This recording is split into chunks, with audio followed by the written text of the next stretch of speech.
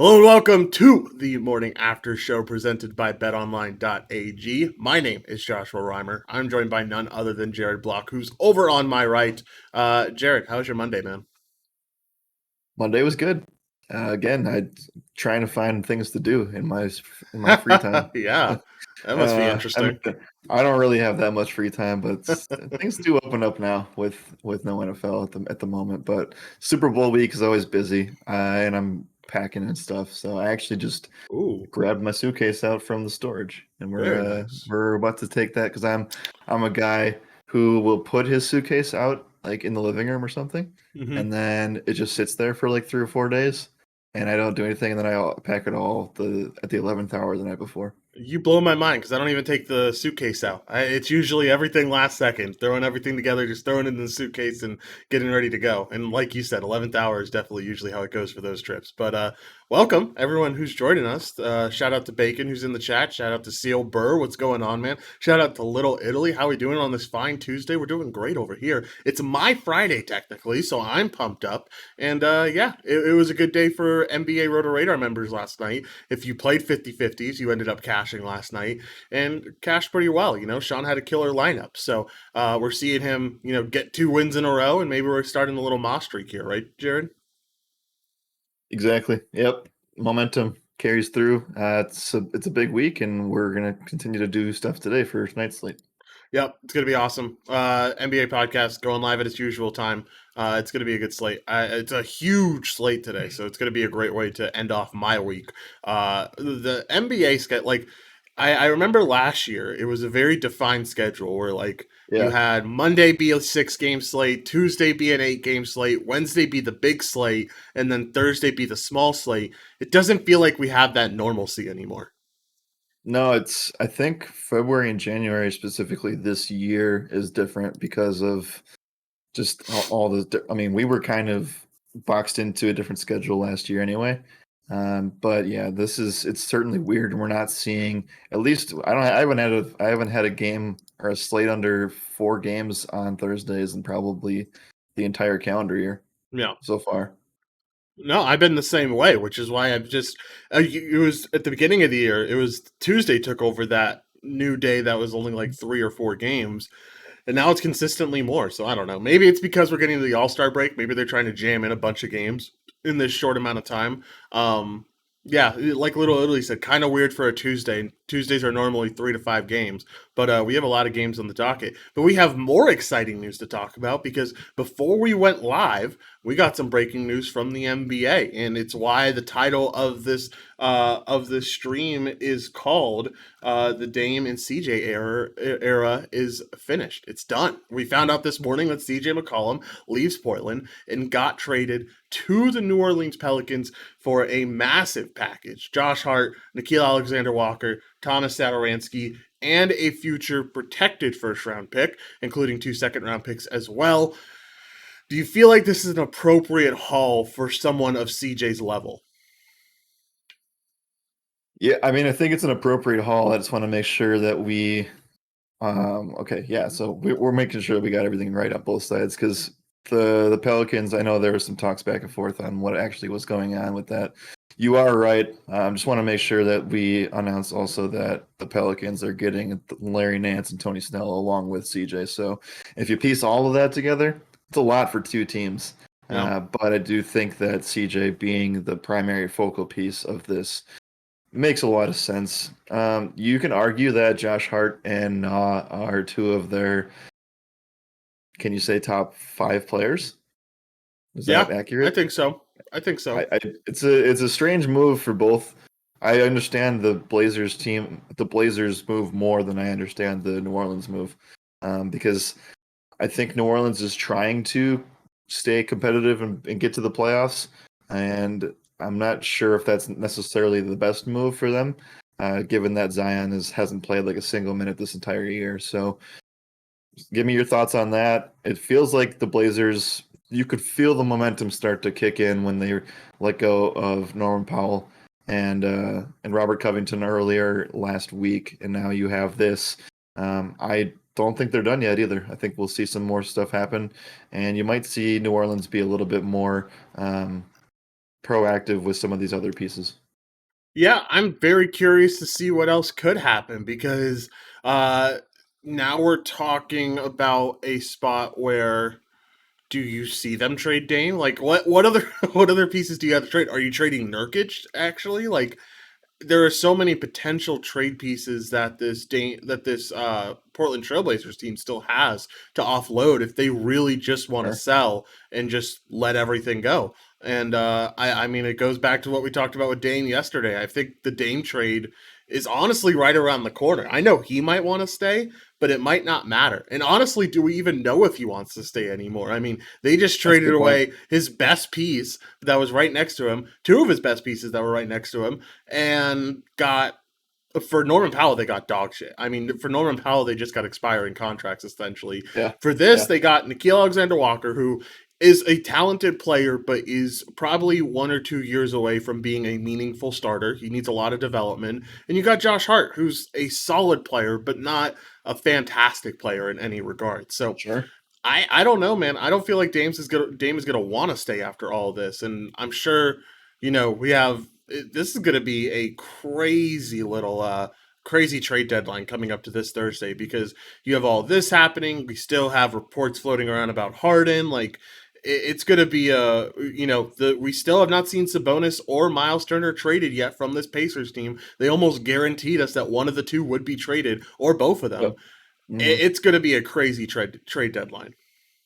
The most confusing thing that I've seen is that the Pelicans and the Blazers only separate themselves by a half a game, with the Pelicans being the 10 seed and the Blazers being the 11 seed. Yes, the Blazers have lost 5 in a row and they're 3-7 in their last 10 games. Their away record's been atrocious as well, but it's just like, I mean, do you try to sink down to the bottom as far as you can and give? Because imagine like giving CJ in the deal. The Blazers do get 3 picks for 2022, 1 first round, 2 second rounds. You're getting the Pelicans first round and 2 second round picks. Like those are probably going to be pretty decent, depending on how far they make it through. But you're still looking at probably a mid. I don't know. You're not looking at a top 10 pick, I don't think, if the Pelicans decide that they want to start winning. So Well, we'll see how it goes with that. But um, imagine the haul that they could get for Damian Lillard and Nurk if they decide to both go. Like you're talking about potentially 5 to 7 picks in the next coming years, maybe more.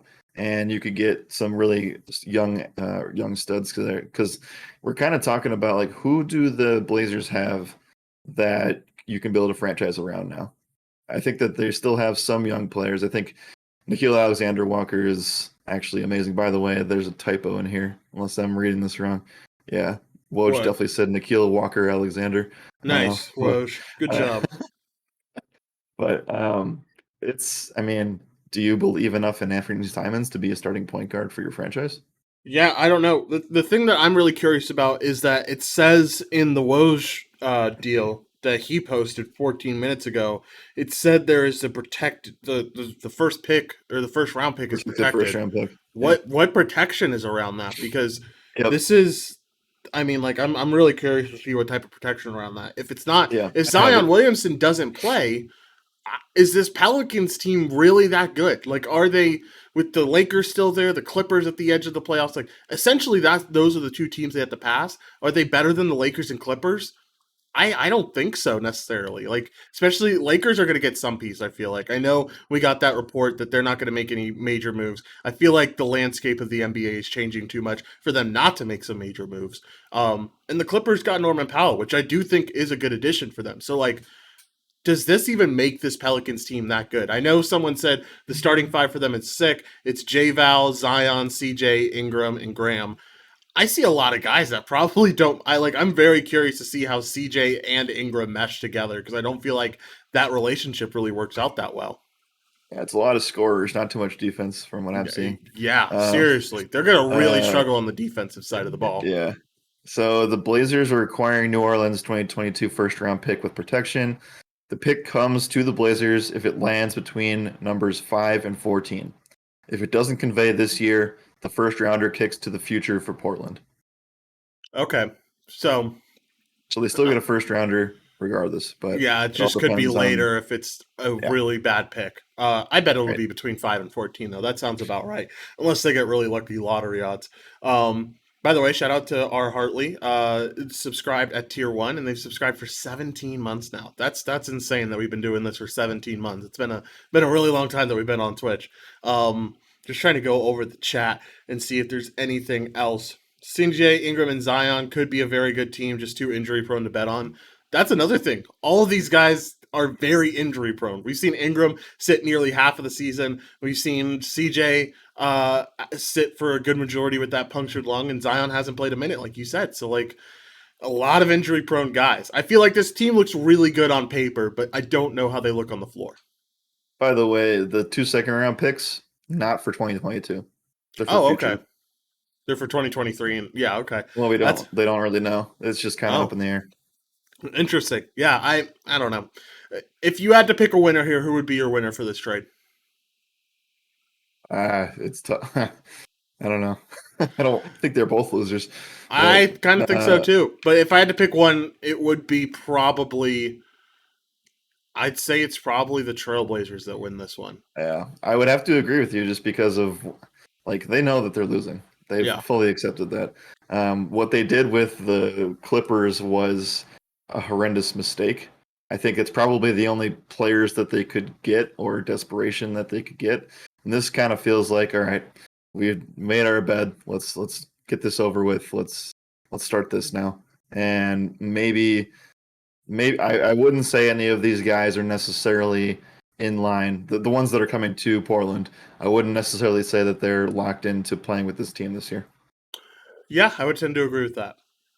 There could Because definitely be I more just trades that think happen. they're probably going to move some of these guys around. Yeah, I think Josh Hart especially. They probably keep Nikhil because I think that is a solid piece that you can build on for the future. But I would Yeah. not be surprised whatsoever to see Hart end up leaving. All right, we've talked plenty about that trade. I mean, I'm sure the next 2 days are just going to be filled with trade talk. So if you want the trade breakdowns of what's going on around the NBA, make sure to tune in for the next 2 days. But let's talk about everything else that happened in the NBA last night, including Clay saying that this is his house when the Warriors beat OKC. I know he said, according to Jay Coos, that they needed that washing machine for the trade Yeah. deadline. But I mean, I think this team is A-okay. I think this team, firing on all cylinders right now. They look really good. Imagine how good this team looks when Draymond and James Wiseman comes back. I'm really curious when Wiseman comes back because it was supposed to be end of January, and we are now past that, and I haven't seen any update on him. Yeah. I mean, they're also, I think this is a move, another team that makes a move in the next 2 days. It might not be as huge as people expect it to be or that we thought it might be because I don't know. I don't think that they do land a Miles Turner or Sabonis. I just think that this team has their identity, and I don't know if they necessarily need another like huge piece. I think that you could see a couple of strong bench pieces come in to play, but I think that they kind of know who they are, and you have guys like Wiggins who steps up. You have Porter who he didn't really do well last night, but he's a vet. Like for those, and then you have other guy like Iggy's gonna get more run in the playoffs. And you have a couple of strong bench player pieces, including Jordan Poole. So I don't think we necessarily see the massive mammoth move because I don't think that they're desperate. So you're kind of the only team that you're really scared or concerned about if you're the Warriors is the Phoenix Suns, and that's really it. The only reason I disagree with you is because they do have Kuminga and Moses Moody, and I don't think Okay, neither one of them have carved out a role quite yet. But they would both be very valuable rookies who would go to some other team, and I feel like fair those are enough. just two huge trade pieces that they can really take advantage of. So that's the only reason that I think maybe they do make that blockbuster trade for Sabonis. Obviously, it would take more than that. I think you'd probably have to include another piece as well, Yep. but I don't know. I could see this Warriors team doing something during the trade deadline just because they have those two pieces that they can trade away. All right, let's talk about the Jazz and the New York Knicks facing off last night. Jazz end up coming out on top, 113 to 104. This was the only underdog team I liked, and it didn't turn out well for the Knicks. They ended up losing. Donovan Mitchell put up 30 points for the Jazz in a convincing win where the Jazz closed out in the fourth quarter. Anything, I mean, like this Jazz team has looked so bad recently. Are they finally starting to catch stride and look a little bit better? Yeah, it was definitely a tough matchup with no Rudy Gobert, but you're seeing as a BK come in and actually be a pretty competent center for them over No. Hassan Whiteside. Now I know that Whiteside still played 20 minutes, but you're getting this center here. Like he's definitely a dude. Like I can get behind that. I can understand that he's definitely going to be a rotation player in the NBA. He won't get any playoff run, but he will be a guy that they can use during this stretch and stint of how long Gobert's been out. Like Rudy hasn't played consistently. Like he had that COVID stint and then he got hurt, and now he's been just not doing anything. So Hmm. he's going to be one of the guys that saves this regular season a little bit. And they played against a really tough Knicks interior, so yeah, I mean, I I would have expected the Jazz to at least have a close game, but they really showed. Um, they really just kind of put their foot on the gas in the fourth quarter and played really good defense. 18 points scored for the Knicks in the fourth quarter, which was 11 or 10 lower than all the previous three quarters combined. And that's with RJ Barrett playing 43 minutes and Julius Randle, Mitchell Robinson in the 36 to 38 range. Massive night for all those three guys. All right, so Woj just tweeted out, and I feel like this is NBA news, so it's important. Yeah, Giannis just put Yep. it in, or Chris just put it in our production room chat saying Portland's plan now is to fully reshape roster around Damian Lillard.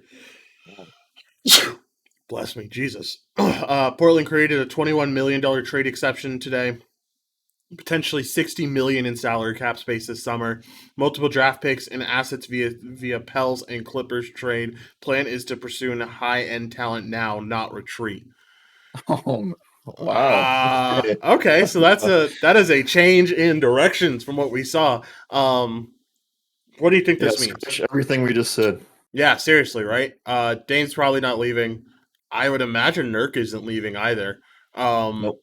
they probably keep those two and try to rebuild around. I don't know what other star player you can get here, but it's ideally now they get a star player. Sabonis? Sabonis, maybe, yeah. I don't know. I don't know what's going to happen next, but it's certainly going to be something that we're going to be keeping our eye on, and we'll see if they make any moves before the trade deadline. Because if they do, things will get really spicy.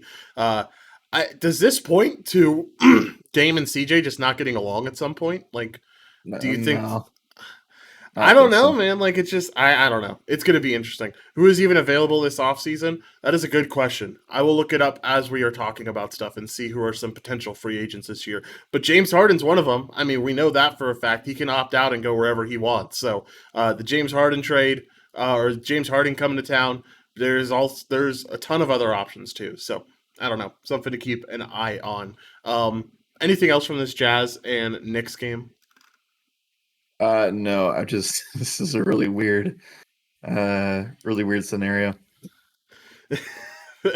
OG Nick I'm says, still wait, trying to wait, wrap are my head you guys around in it. the same room? Why have the split screen? We're not in the same room. I wish we were in the same room. That'd be cool. But no, we're not That in the would be same funny. room. All right. Let's talk about the Suns and Bulls as they went to it looked like it was going to be a blowout for the Suns. Looked like it was going to be an easy win, and then the Bulls just came storming back, including a fourth quarter where the Bulls had 41 points. An absolutely incredible try for the Bulls to come back, all on DeMar DeRozan's back, where he scored 38 real life points, 5 rebounds, 4 assists, and just wasn't able to get the job done. What do you think about this Suns team, and does it say anything that they struggled against a Bulls team that isn't fully healthy yet? I mean, I think that I would have expected a playoff type atmosphere, and that's what we got. So I'm not really surprised that the game stayed close. I'm more impressed by the Bulls coming back in the fourth quarter and playing really tough against a Phoenix team that has very, very solid defense. And I don't know, it just felt like a playoff environment.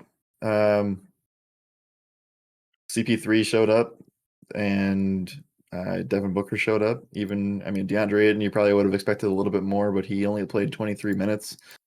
So I think that the Suns are still trying to figure out their bench. They are a very deep team, but you saw Bismack Biyombo played 1 minute in that game.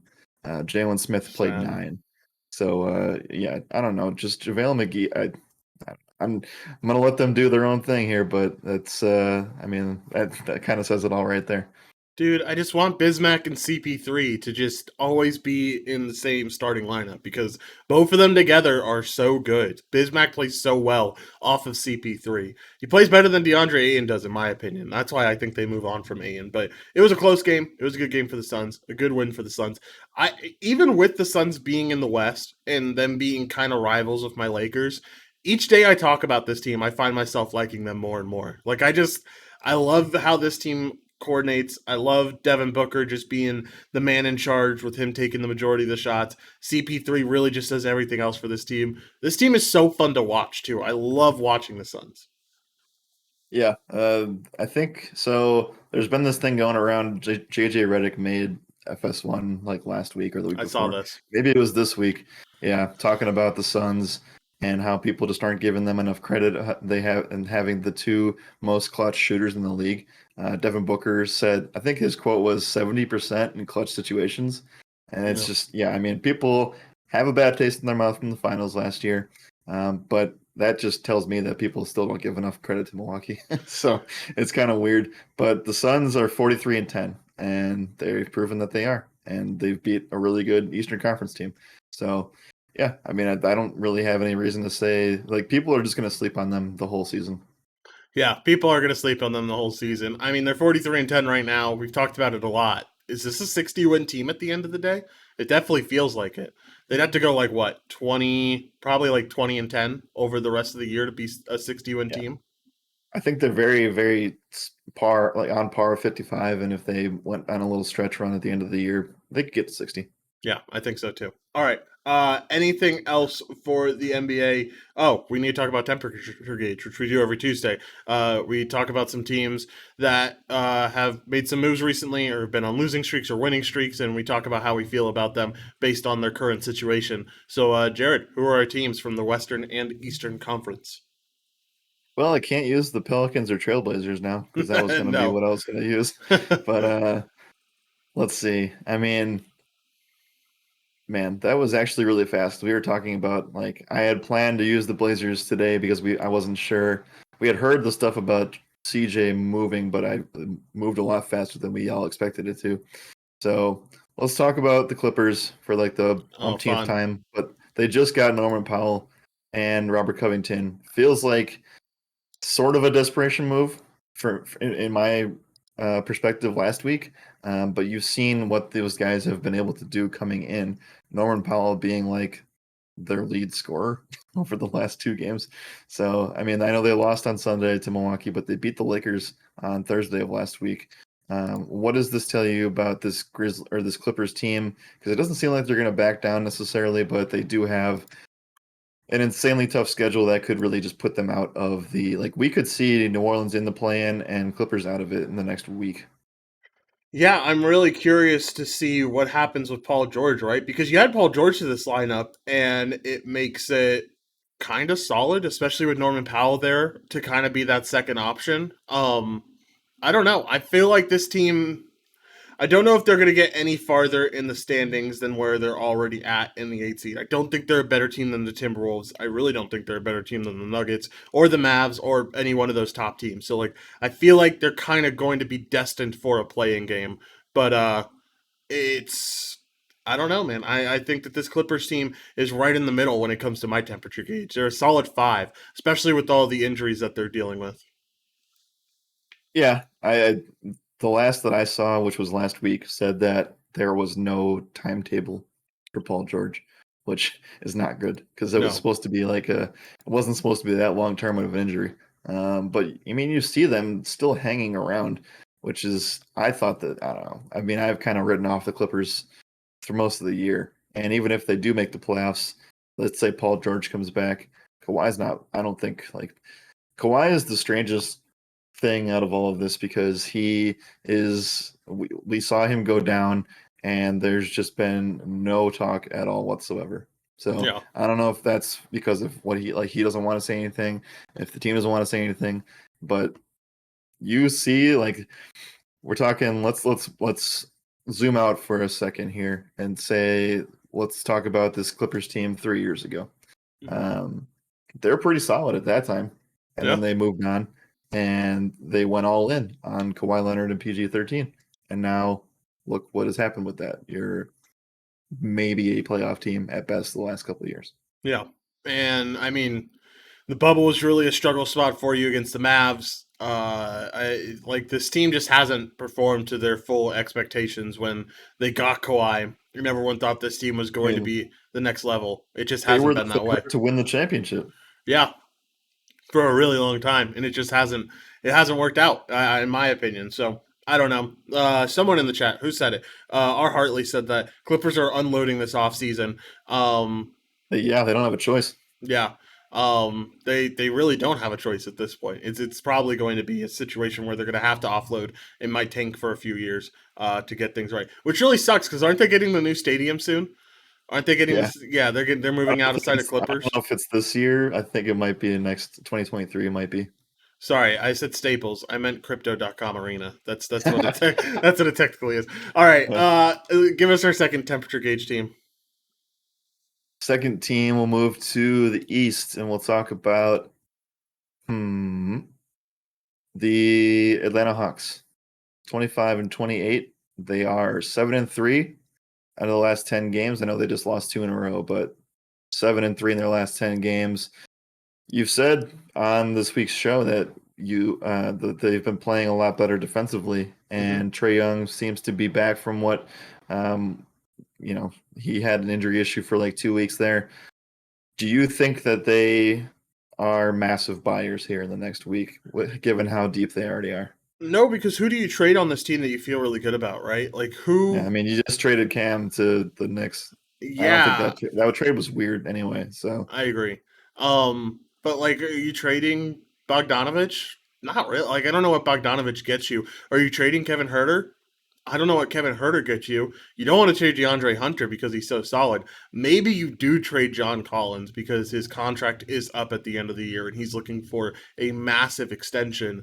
But if you trade John Collins, no team is going to give you a lot considering the fact that his extension is up this year or he needs his sure. extension this season. So like you're talking about a whole bunch of pieces that you potentially can trade, but you're selling them all at their lowest spots, it feels like.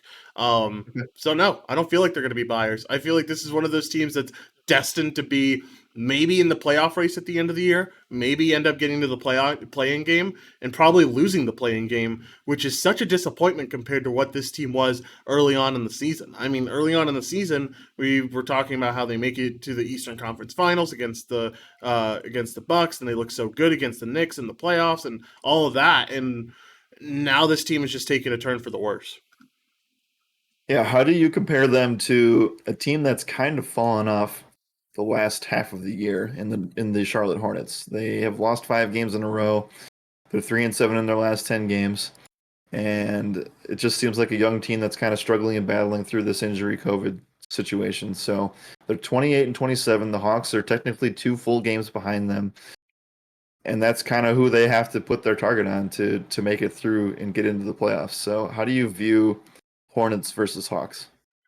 I think the Hornets are better suited for the future. I think the Hornets have more trade assets that they can potentially throw out there. You know, a guy like PJ Washington could be coveted by some other team. Even their rookie, James Bouknight, could be a guy that's coveted by another team. Kelly Oubre is a piece that I know they don't want to trade because he's kind of their sixth man, but he's better off elsewhere. And you could talk about a potential trade of this team getting Miles Turner. I really think getting Miles Turner to this Hornets team would be so good for them instead of having Mason Plumlee man the middle. Having Miles Turner would just make this team the deadliest 3-point team in the NBA with Terry and Kaj and LaMelo and Gordon Hayward. All those guys can hit threes and hit threes well. And then you add Turner, the guy who's hitting the most threes out of any center in the league. This team would be really dangerous from behind the arc. So I feel like Miles Turner would really improve this team. I know you said they're on a 5-game losing streak, but let's remember who they faced in this 5-game stretch. They faced the Clippers. That's a pretty bad loss. We'll say that's a bad one. But the Celtics, the Cavs, the Heat, and the Raptors, all pretty solid teams, all teams that were currently had a better record than they did at that point. That's fair. I'll take that. You have Yeah. said Miles Turner to Charlotte for a long time. RT Hartley says unload Capella and picks for Miles Turner and John Collins for Bagley and Heald. I don't think that I could see the Collins for I Bagley could and see Heel side. I could see Capella and picks for Turner. Really? I don't know. Capella's just played so bad this year. They're not even playing him I full mean, minutes. you're right. You're I right. mean, look at the last few games for this Hawks team. I don't think they've played him over 30 minutes since probably since the beginning of January. Against Uh, the Mavericks, they played him for 20 minutes in that game. Like they just don't. I feel like they're almost trusting in Onyeka Okongwu more than him, which is crazy to think about. But like that's the point that this Hawks team is at. Nick says that I skipped his comment. I'll give it to you. Uh One more trade for the Knicks, and Josh will have to be a Knicks fan. oh no, I'm never gonna be a Knicks fan. So Not will Zion ever be a New York Knick? Zion will never be a New York Knick. There you go. Zion will be. It would be cool to see him and RJ there, but that doesn't really. There's That would nothing that can be get that. okay. So maybe I would be a Nick fan because that's like my Duke dreams come true, seeing RJ and Zion on the same team again. So maybe I would become a Nick fan if that happened. All right, are we all done with temperature gauge? Is there any other teams you want to bring up? If not, we can go over some NFL Super Bowl coverage. Yeah, no, I think we're done here. But by the way, Harden's out again tonight, and also we Oh, should bring up the fact that our teams play each other later on this evening. yes, they do play each other again, or to play each other this evening. It's the late night game. I think it's a TNT game. I'm not sure. It should be a TNT game, and it'll be a good one, especially if the Lakers Yeah. fought back against that Knicks team. Would you think that they would put the TNT game as the Magic versus the Trailblazers? I sure as hell hope not, but you know, I've seen crazier things happen this NBA season. I'm Yeah. curious. We're gonna go check our friends over at Bet Online and see what the odds are for that game because All right. I Let me had to take a guess. guess, if I had to I'm guess, seeing you're it. 8 point favorites. That's a lot. Okay. Um, the more I think about it, it's not that much, but I feel like it's probably like -5 It's Milwaukee. we're both wrong. I'm incredibly wrong. It's -3.5 for Milwaukee. I am surprised. I don't know. Hammer Milwaukee, in my opinion. Um, Anything else for the NBA for you, Jared? If not, we will move on. Or do we want to have a king bet? We don't do king bets between us usually. Sean Yeah. already owes me too All many right. king bets. But do you want to do a king bet on this game? I won't even We take the only have points. two We'll just do it more. straight Yeah. up. Just so you, quick housekeeping. We have two shows this week. It's Wednesday and Friday, and then we're not streaming next week at all. So just a quick heads up there. I'm on vacation. Josh has Valentine's Day, and I'm giving him a week off. So we're only streaming two more times this week, tomorrow and Friday. So yeah, might as well, right? Yeah, might as well. Let's do a king bet. That sounds good. We'll do king bet for the rest of the week, depending on which team wins. And I mean, I'm already going to be watching the game, but it makes me even more excited to have a little bit something else on it. All right, let's talk about the NFL Super Bowl coverage. Found out that Lovie Smith got hired to the Texans yesterday. We kind of talked about it a little bit on the show because it was announced on the show. I think they finalized things after we were live or after we got off. What do you think about this move for the Texans? The move for the Texans is interesting. It's we have two coaches that just got hired in the last day that are promotions from within their organizations. I think Lovey Smith is a solid leader. We saw that when, um, I mean, he didn't have a great record with the Bears. I'll say that first to kick things off. But I think that they were already that was kind of a lull time for them. Now, on the other side of this, they promoted him because they want some sort of leadership for this team. And with all the stuff going on with Deshaun Watson, it's just they.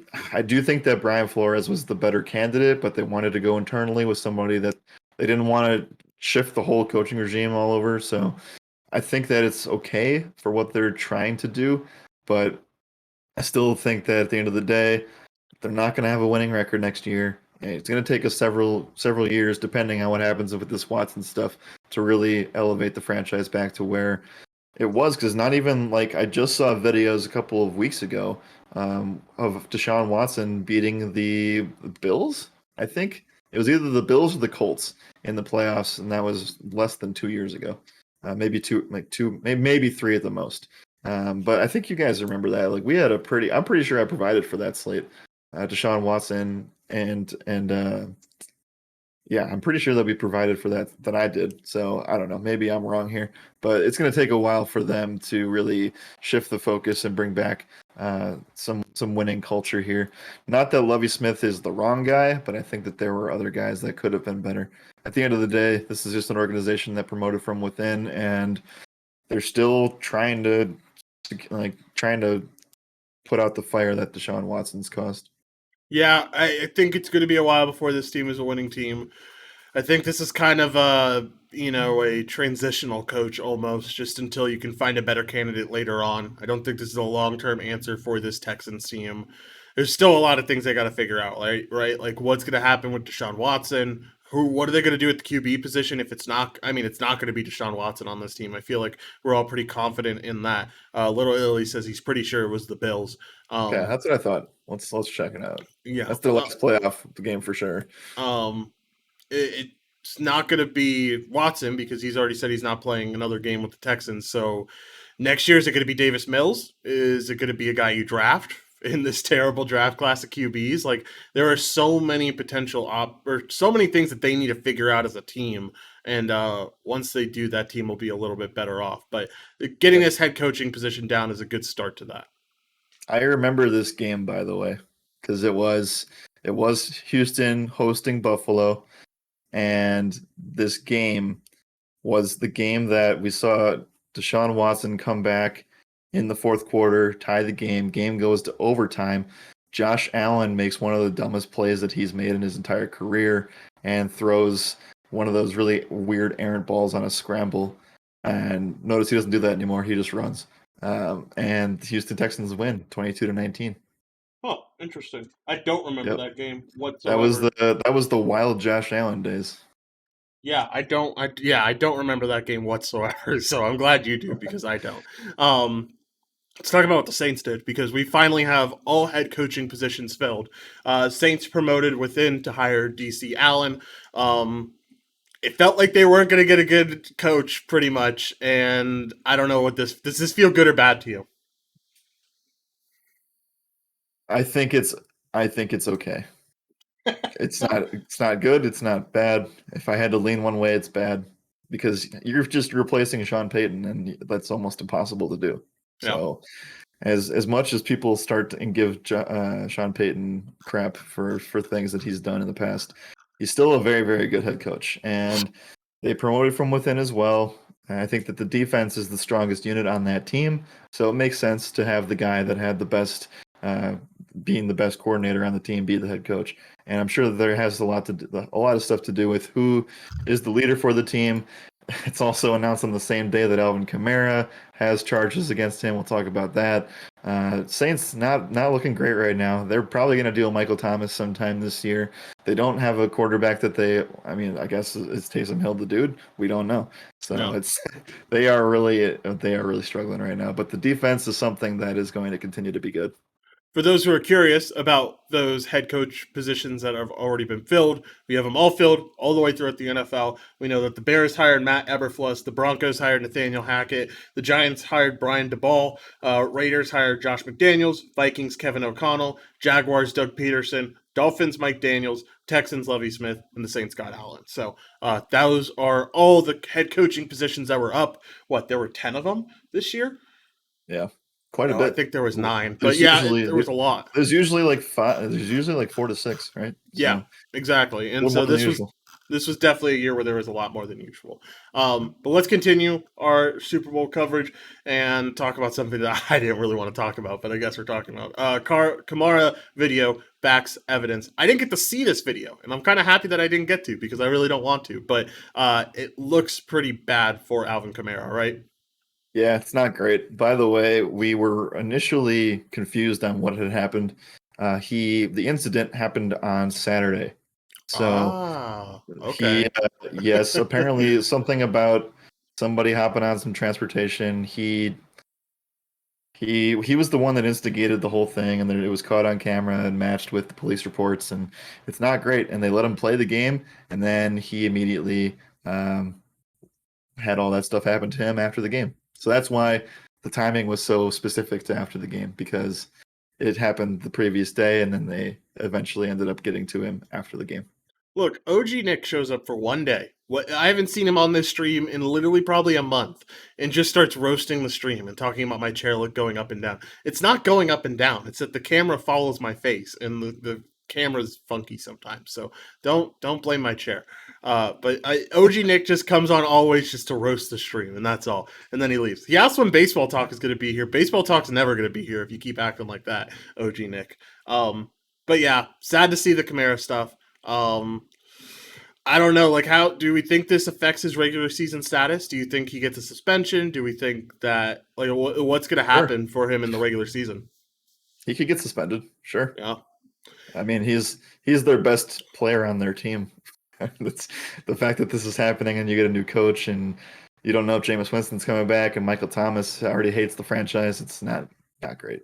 No, it's By the not great. way, Anthony, we're gonna oust Anthony because he's a Saints fan. Oh Secret Saints yeah, fan. bro. I always forget about this. Poor Anthony, man. Like I heard this. I had no clue because I always thought he was a Steelers fan because he lives near He Pittsburgh, is, he is, and but he's a yeah, secret Saints fan. he's a secret Saints fan. And what a bad beat for our Oh, guy Anthony over there. All right, anthem talk. You sent me a TikTok this morning where they were talking about the anthem. And do you want to elaborate a little bit on what this TikTok was talking about for the Super Bowl? sure. They are talking about the fact that for the last 11 years, the national anthem has hit the over at the Super Bowl, and that has a No, no, lot to okay, do okay. with. So we need to clarify this. It has not hit Okay. the over at the Super Bowl. It has hit the over of what the current over is. So like Oh, it got it, got it, got it. yeah, it's Okay. what's the over at right now? It's like a minute It's 35. not. Yeah, a minute 35. Yeah, so it's 95 seconds. It has always gone over 95 seconds. Who's singing the anthem this year? It's Mickey Guyton, right? Mickey Guyton. Yep. That's right.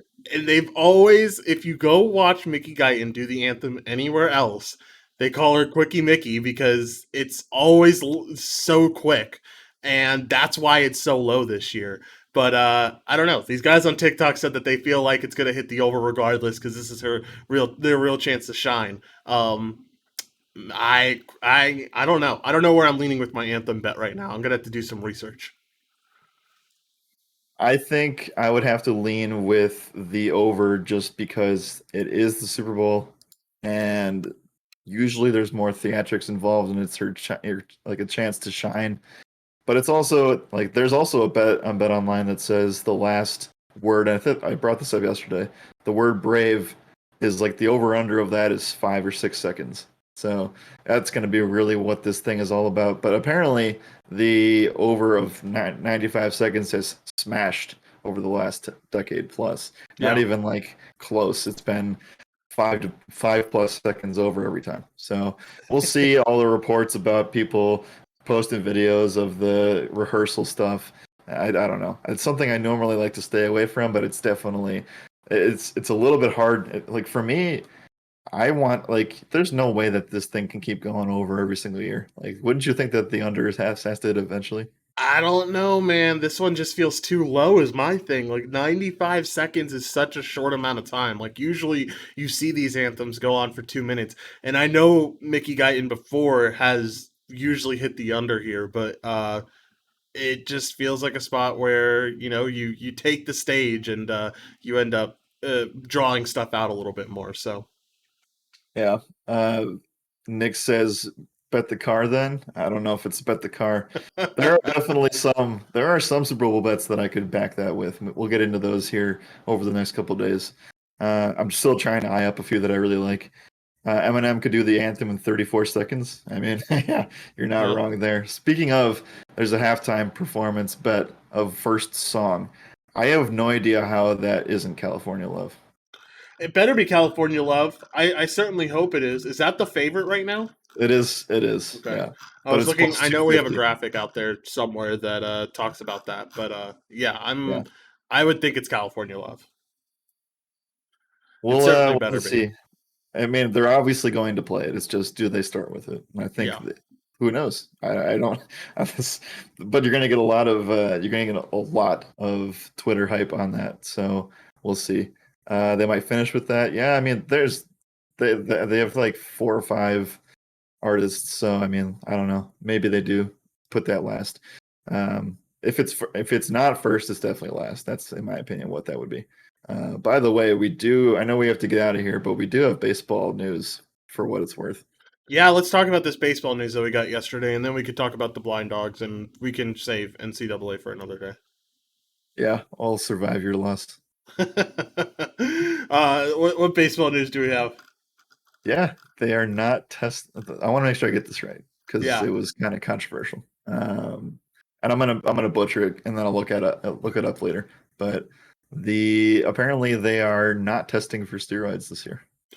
It has been halted for the first time in the last 20 years. So I imagine once we get to the regular season, there will probably be testing, but they are halting it for right now just because of the lockout. Um, and it's the first Okay, time in the last whatever. 20 years. Yeah. Well, I mean, they're not, Oh, it's I want to not see for the it. whole I want to regular see it. season, man. It is for right now though. So I don't know. I saw our AP Chris, or no, it wasn't our AP Chris. It was one of our sales guys, Will, saying, "F it, let me go reassemble the bomb squad." Um, do you think there are repercussions this year because of this? No, but I want to see it so bad. So do I. I want to see Mark McGuire and Sammy Sosa and all of that replayed essentially. But I don't think it'll be. R. Hartley says enough time for a cycle or two with the suggestive eye emoji. Could you Um, imagine how fun DFS would be if steroids were allowed? Oh my goodness. We would have it would be NBA. Like we would have NBA scoring. There'd be 300-point FanDuel lineups with steroids allowed. Actually no, because your pitchers would probably get -12 almost every night. Um all right. Anything else for today, Jared? Oh, we have to do NHL Blind Dogs. Let's do NHL Blind Dogs. Both of our NHL Blind Dogs lost last night. We're on a bad little stretch, I feel like. But as we said before the show, Jared, this is more a comedy bit than anything and more of a chance for It, us to laugh at ourselves. So it's 100% that. I haven't yeah, won in like a week and a half. yeah, it's been rough sledding out here. So take your who's your blind dog for today? Okay, if we can't win today, there's like 5 games that are almost even. So if we can't win Yeah, today, then we can't win anytime. Um, I'm gonna go with the Pittsburgh Penguins plus 110. yeah, I'm gonna go against the team that screwed me last night. We're gonna go Montreal Canadiens because I took the Devils last night and they screwed me. So Canadiens it is. Penguins for you. We'll see how things work out. Jared, any final notes before we get out of here? No, I'm gonna keep Bacon's comments out of the chat. We're I not know gonna. you're We're gonna. not gonna. I'm gonna block Bacon after we're done with the show to make sure he can't make those comments ever again. No, final thoughts really quick. Events in the Discord. There's 7 events right now for the Super Bowl. We're about to add 2 or 3 more the next day. Make sure you click the link of interested there so you'll get the notifications for when those things go live. We have a Super Bowl Squares contest that just filled last night. We're going to be rolling some stuff out today, but we have several things, including a Super Bowl prop contest, a Super Bowl DraftKings showdown. We have Super Bowl bingo. We have a drinking game template that's getting uploaded. We have trivia. And then there's a special card event on Saturday night that Sean's hosting. So Yep. lots of stuff going around this week. And then obviously we have NBA tonight. Yes, NBA tonight. Going to be a good time. Also, Madden Tournament. This is the last day to say anything about which console you have, that so you could potentially participate in this weekend's Madden Tournament in honor of Super Bowl week. If you don't get it in now, then we're just going to go with the top option, which looks like it's going to be PlayStation 5. So if later this afternoon, I'm going to be putting out a Google form that way so people can actually sign up for this and we can get the ball rolling and get our entrance rolling as well. So it'll be a good time. If you like Madden, make sure to go sign up. There will be prizes involved too. So it's going to be a good time. Jared, let's get out of here. As always, my name is Joshua Reimer. Good morning and good skill.